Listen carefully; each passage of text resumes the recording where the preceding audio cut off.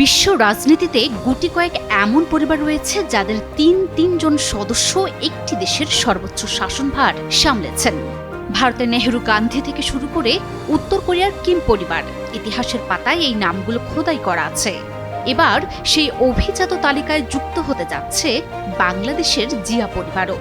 12 ফেব্রুয়ারির নির্বাচনে নিরঙ্কুশ জয়ের পর বাবা ও মায়ের উত্তরসূরি হিসেবে শপথ নিয়েছেন এবার তারেক রহমান। শপথ করিতেছি যে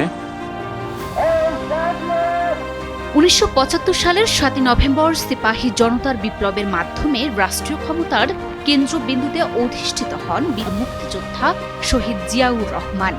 সেনাপ্রধান থেকে রাষ্ট্রপতি পদে আসীন হন। 1978 সালে তার হাত ধরেই জন্ম নেয় বাংলাদেশ জাতীয়তাবাদী দল বিএনপি। 1981 সালের 30 মে চট্টগ্রাম সার্কিট হাউসে এক মর্মান্তিক হত্যাকাণ্ডে থামে তার পথ চলা, কিন্তু তার সেই রাজনীতির মশাল নেভেনি।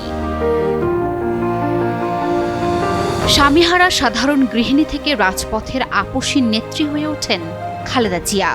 স্বৈরাচার বিরোধী আন্দোলনে নেতৃত্ব দিয়ে 1991 সালে দেশের প্রথম নারী প্রধানমন্ত্রী হন তিনি। টানা 3 মেয়াদে সরকার প্রধান হয়ে গড়েন অনন্য রেকর্ড। 30 ডিসেম্বর তার প্রয়াণের পর তৈরি হয়েছিল শূন্যতা, কিন্তু শূন্যস্থান কখনো শূন্য থাকে না। দীর্ঘ 17 বছরের নির্বাসন শেষে দেশে ফিরেছেন তারেক রহমান। বাবা শহীদ প্রেসিডেন্ট জিয়াউর রহমান এবং মা বেগম খালেদা জিয়ার পর এখন দেশের শাসনভার নিয়েছেন তারেক রহমান। রাজনীতির এই পারিবারিক উত্তরাধিকারের চিত্রটি বিশ্বজুড়েই বিস্তৃত। ভারতের দিকে তাকালে দেখা যায় নেহরু গান্ধী পরিবারের দাপুটে পদচারণা। 1947 সালে স্বাধীনতার পর প্রথম প্রধানমন্ত্রী হিসেবে আধুনিক ভারতের ভিত্তি গড়েছিলেন জওহরলাল নেহরু। তারই সুযোগ্য কন্যা ইন্দিরা গান্ধী ভারতের প্রথম নারী প্রধানমন্ত্রী হিসেবে ইতিহাস করেন। ইন্দিরা গান্ধীর আকস্মিক মৃত্যুর দিনেই অত্যন্ত নাটকীয়ভাবে রাজনীতিতে অভিষেক ঘটে তার ছেলে রাজীব গান্ধীর। মাত্র 40 বছর বয়সে ভারতের সর্বকনিষ্ঠ প্রধানমন্ত্রী হিসেবে দায়িত্ব নিয়ে তিনি হয়ে ওঠেন তারুণ্যের প্রতীক। একই চিত্র ফুটে ওঠে প্রতিবেশী দেশ পাকিস্তানেও।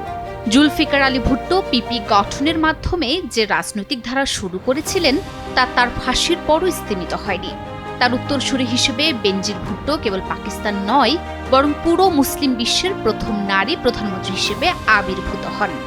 বর্তমানে বেনজির ভুট্টোর স্বামী আসিফ আলী জারদারি দেশটির প্রেসিডেন্ট হিসেবে সেই পারিবারিক প্রভাবের ধারা বজায় রেখেছেন।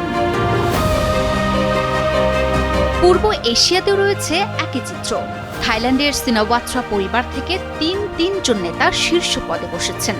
বাবা থাকসিন সিনাওয়াত্রা ও ফুফু ইংলাং সিনাওয়াত্রার পর 2024 সালে সবচেয়ে কম বয়সী প্রধানমন্ত্রী হিসেবে দায়িত্ব নেন পেতাংত্রান সিনাওয়াত্রা।